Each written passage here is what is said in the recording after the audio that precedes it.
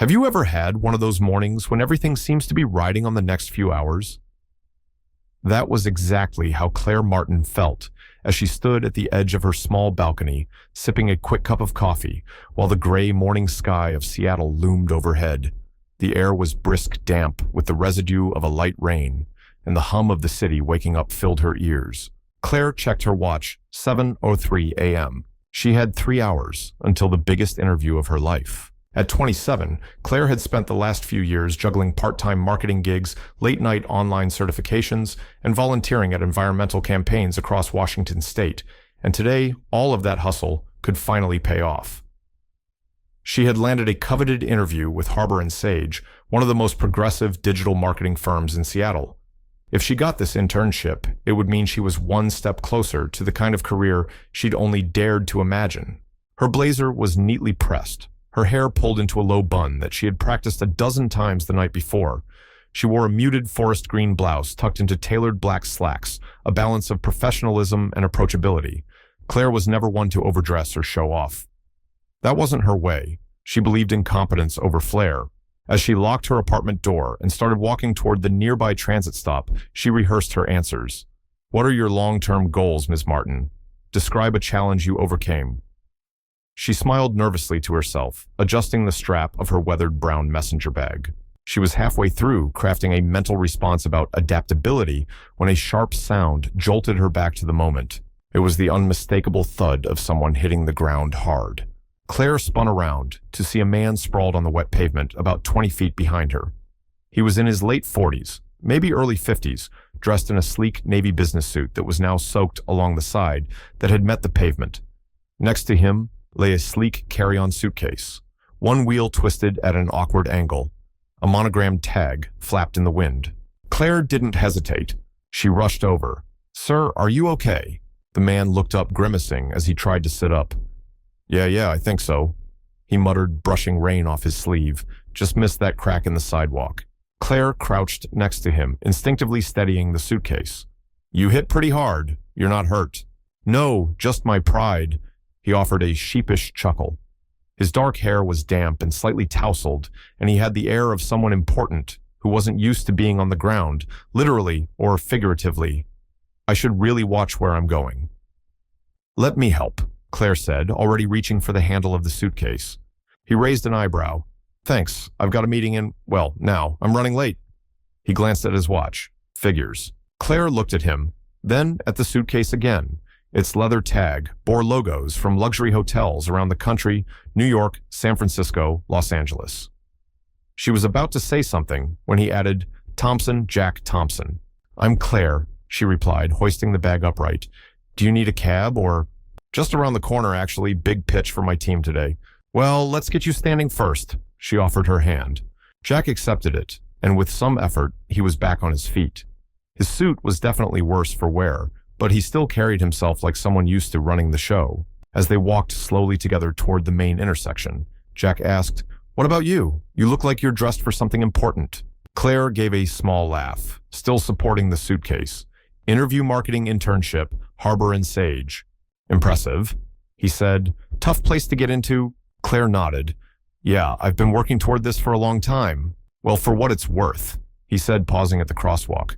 "You already made a good impression on me. That kind of awareness, integrity. Not everyone stops to help a stranger anymore." Claire smiled, a little surprised by the compliment. "I just figured you'd do the same if it were me." They reached the corner, and Jack gestured toward a sleek glass building nearby. "That's me. I really appreciate your help, Claire. I know it probably set you back a bit." Claire checked her phone. She had just under 50 minutes before her interview, enough if she caught the next train. "It's okay. You seem like you needed it." Jack pulled out his phone. "Mind if I get your number, just in case I need help with my clumsy suitcase again?" He grinned. Claire raised an eyebrow, chuckling. "Sure." They exchanged numbers, and with a quick wave, Claire hurried off toward the transit station, her shoes clicking against the wet pavement. She missed the train by 2 minutes, and the next one was delayed by 15. By the time she sprinted up the steps to Harbor & Sage's front desk, drenched in sweat and late by nearly 20 minutes, the receptionist gave her a look that said it all. "I'm sorry," Claire panted. "Interview marketing team." "Claire Martin." The receptionist looked over her monitor. "They just wrapped. I can ask if—" But even before she finished the sentence, Claire knew the door to opportunity had shut quietly firmly without fanfare. She stood there in silence, catching her breath, blinking hard. The room felt suddenly smaller. "I'm sorry," the receptionist said. "They just couldn't wait." Claire nodded slowly. "Yeah, of course." She stepped back outside and leaned against the cold concrete of the building, pulling out her phone and staring at it. She didn't cry. She didn't scream, but the disappointment curled deep into her chest. She opened her messages and tapped out a text to her roommate. "I missed it." And then, before she could put the phone away, it vibrated in her hand. A number she didn't recognize. She hesitated for a beat, then opened it. "Hi, Claire, it's Jack Thompson. How'd the interview go?" Claire stared at the screen, biting her lip. "I missed it. Got there too late." There was a pause. Then, "Damn, I'm really sorry about that. I feel terrible. You helped me and I messed up your big shot." Before Claire could even begin to type a reply, another message arrived. "Let me make it up to you. Coffee my treat. I want to hear more about your goals." Claire blinked. It was the last thing she'd expected. And somehow it felt like a turning point. The bell above the door chimed softly as Claire stepped into the coffee shop, a warm contrast to the damp Seattle streets outside. The scent of roasted beans and fresh pastries wafted through the air, grounding her nerves. She spotted Jack Thompson, instantly seated at a window booth, 2 cups in front of him, one untouched. He stood up as soon as he saw her. "Claire," he greeted with a smile that was both apologetic and curious. "Thanks for coming." "Of course," she replied, her voice steady but soft. She slipped into the seat across from him, her soaked blazer draped over the backrest. "You didn't have to reach out." "I did," he said. "You missed something important today because of me." Claire shook her head. "You tripped over a crack in the sidewalk. It's not like you pushed me in front of traffic." Jack chuckled, then sobered. "Still, I believe in making things right when you can." She offered a small smile and took a sip of her coffee, black just the way she liked it. "So," she said, trying to lighten the moment, "are you always this mysterious, or just on Tuesdays?" Jack raised an eyebrow. "What makes you think I'm mysterious?" "Well, let's see." Claire counted on her fingers. "Expensive luggage, luxury hotel tags, Armani suit, mysterious fall on a Tuesday morning. Plus, you never said what you actually do." Jack leaned back and grinned. "Fair enough. I run a marketing firm, not Harbor and Sage, though I've collaborated with them before. It's called Monarch Strategies." Claire blinked. The name rang a bell. She'd seen it listed among the top firms in Seattle Business Monthly just last month. "Wait, Monarch Strategies." Her voice wavered. "You're that Jack Thompson." "In the flesh." He nodded, a little amused at her reaction. "But titles don't matter much. What I really care about is the work and the people doing it." Claire stared at him, processing, "Okay, this is starting to feel a little surreal." "I imagine it does," Jack replied. "But look, I meant what I said earlier. Your decision to stop and help someone knowing you were on your way to something important that speaks volumes. You've got something I don't often see in interns fresh out of college." Claire lowered her eyes, humbled. "You don't even know what I'm capable of." "That's why I'd like to find out," he said. She looked up. "I want you to come in next week," he continued. "Meet my team. Tell us what you're passionate about. I think there's a place for you at Monarch, assuming you're interested." Claire's heart pounded, but her words came cautiously. "Why me? You don't owe me anything." Jack's voice softened. "I don't do this out of guilt. I do it because I've built a company that believes in people who lead with empathy. We need more of that in our field. You have it." Claire leaned back, eyes wide. In less than an hour, her whole world had gone from disappointment to the flicker of something new, something real. "All right," she said finally. "I'm in, but only if you promise to stay on your feet next time we cross paths." Jack laughed. "Deal." They talked for another hour about marketing leadership, social impact campaigns, and Claire's dream to use branding as a force for good. When they parted ways, Claire walked out into the Seattle rain. No umbrella, no coat, and for once, not even caring. Her heart was light. She didn't know it yet, but that meeting would change everything. Not just her career, but her life. The following Monday, Claire stood outside the glass tower of Monarch Strategies, staring up at the rows of mirrored windows that reflected the cloudy Seattle sky. Her palms were slick, despite the cool spring air. She adjusted her blazer, her only one, and whispered to herself, "You belong here." Inside the lobby gleamed with polished wood chrome finishes and the gentle hum of conversations and elevator chimes. Claire checked in at the front desk and was soon escorted upstairs by a cheerful assistant named Jenna. As the elevator doors opened, Claire caught her first glimpse of Monarch's workspace, bright open, full of vibrant murals and collaborative pods. It was nothing like the dull cubicle farms she'd imagined. People were smiling, focused, animated. It felt alive. Jack was already waiting in a glass-walled meeting room. He greeted her like an old friend. "You made it," he said. Claire smiled. "Barely slept, but yes."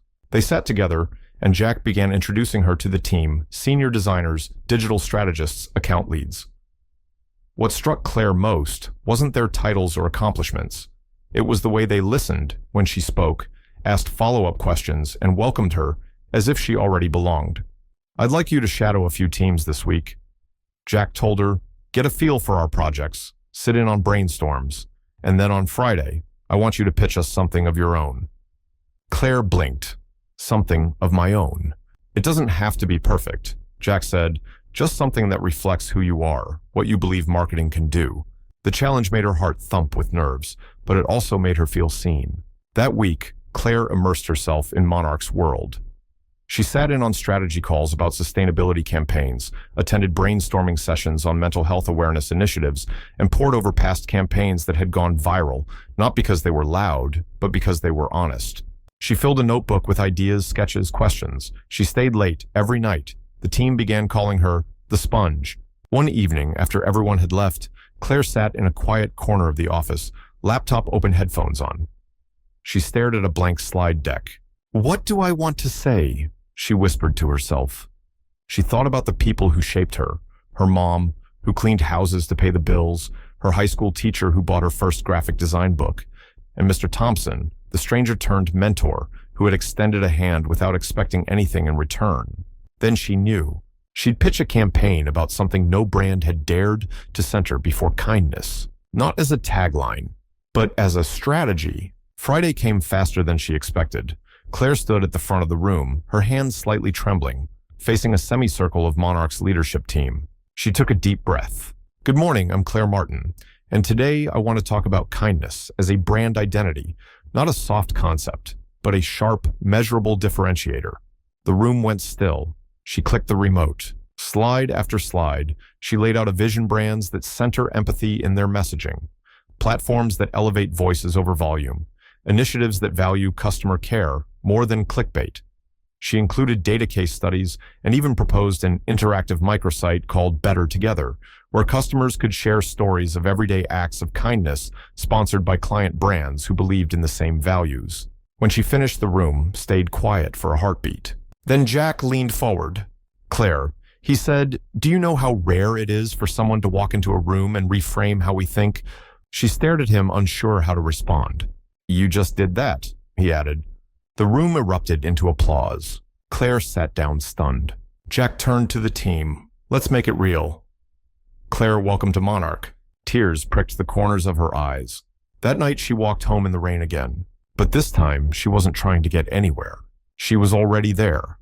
Over the next few months, Claire's world transformed completely. She wasn't just an intern anymore. She was the intern everyone wanted on their team. Her campaign on kindness had gone beyond a concept.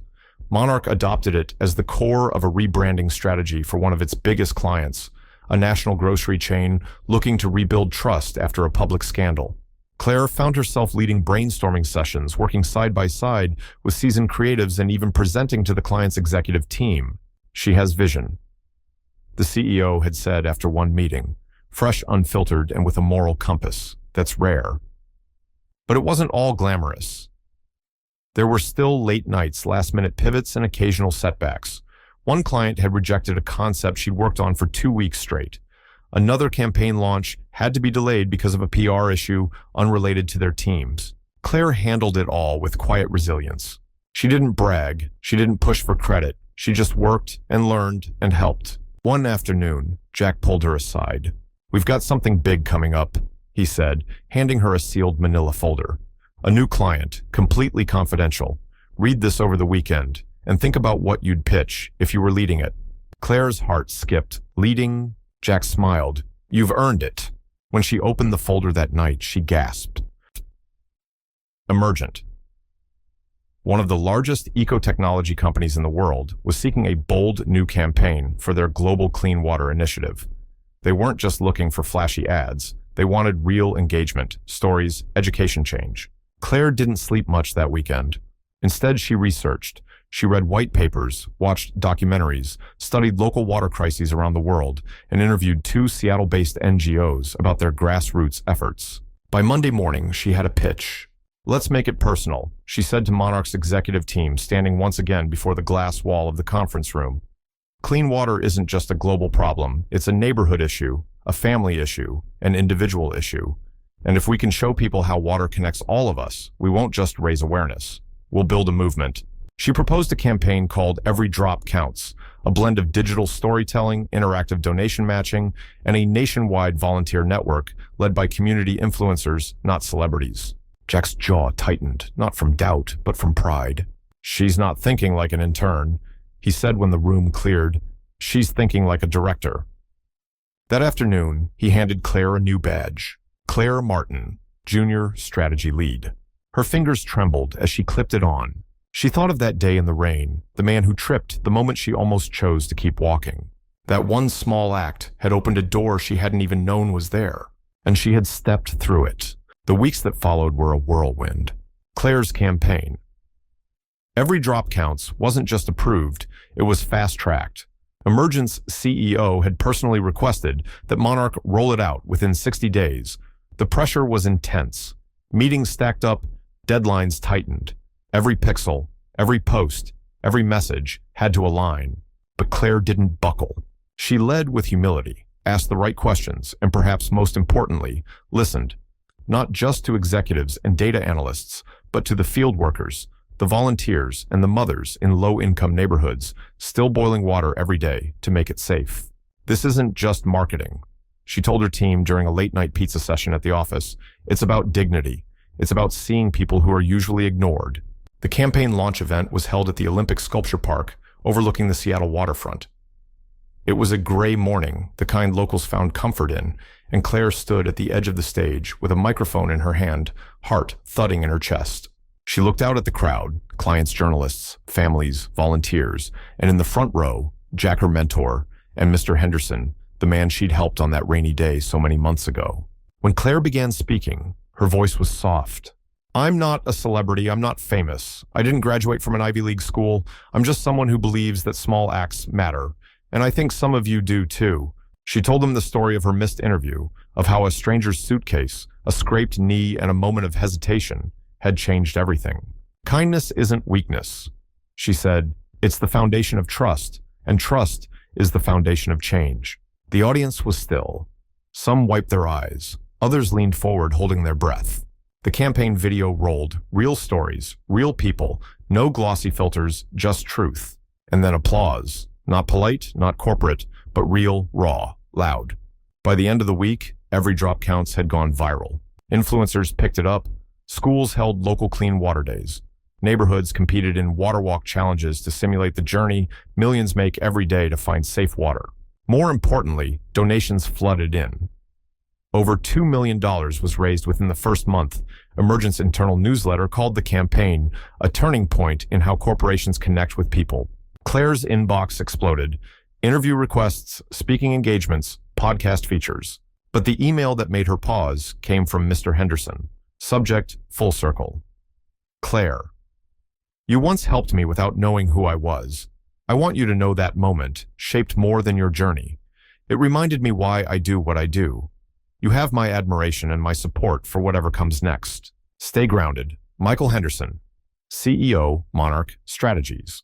Claire sat quietly after reading it. She wasn't crying, but something deep inside her shifted like a light clicking into place. She had once feared missing her chance. Now she was the one creating chances for others. 6 months later, Claire sat at the edge of Discovery Park watching the water stretch endlessly toward the horizon. The waves rolled in gently, as if echoing the quiet rhythm of her new life. She had just wrapped her final campaign presentation as lead strategist at Monarch Strategies. Not junior associate, not intern, lead. But the title didn't matter as much as what came next, because Claire had made a choice. A month earlier, she had been offered a promotion executive director of creative impact, a corner office, a six-figure salary, international travel. But instead of saying yes, she'd said, "Give me a week." That week turned into long walks, late-night journaling, and one very honest conversation with Mr. Henderson. "I didn't get here because I climbed the ladder," she told him. "I got here because someone opened a door, and because I held another one open when someone else needed it." Mr. Henderson nodded. "So, what do you want now?" Claire had smiled. "I want to build the doors." The announcement came on a Monday morning. In a company-wide email, Mr. Henderson wrote, "Claire Martin will be stepping down from her leadership position at Monarch, but she's not stepping away. With our full support, Claire is launching a new initiative, the Groundwork Collective, a mentorship and training program for underrepresented young professionals in marketing design and digital media. It will operate independently, funded by both private donors and corporate partners. Monarch Strategies is proud to be the founding sponsors." Claire once told me, "Kindness isn't weakness, it's momentum." I believe she's about to prove that again. Claire's inbox filled with messages again, but this time they weren't offers. They were thank yous. "I saw your campaign in my high school media class. It made me want to study marketing. My dad works in sanitation. He cried during your water ad. I didn't think people like me belonged in this industry until I saw you speak." The Groundwork Collective opened its first office in a converted bookstore near the Seattle waterfront. It smelled of fresh paint and old paperbacks. On the walls, they framed photos from the campaign, snapshots from protests, and handwritten letters from mentees. One desk near the front always stayed clear. That was for walk-ins. Because Claire wanted it that way, just in case a kid wandered in off the street, resume in hand, blazer slightly wrinkled, heart full of hope. Like she once did. On a rainy autumn afternoon, Claire received a package, no return label. Inside was a single item, a worn leather suitcase with a gold embossed tag that read, "For the one who always stops to help." Tucked inside a note, "Claire, I never told you, but I tripped that day because I was rushing to quit my job. I just learned my board was replacing me. I felt old, out of touch, replaceable. But you helped me anyway. No fanfare, no agenda." That moment reminded me what real leadership looks like. Not on a stage, not in a press release, but in a small act on a sidewalk. You saved more than a campaign that day. You saved my faith in people. Keep walking, keep building. Michael Henderson. Claire held the letter to her chest, and for the first time in a long time, she wept. Not out of sadness, but because she finally understood what it meant to make a mark, not in headlines, not in likes or shares, but in lives quietly changed.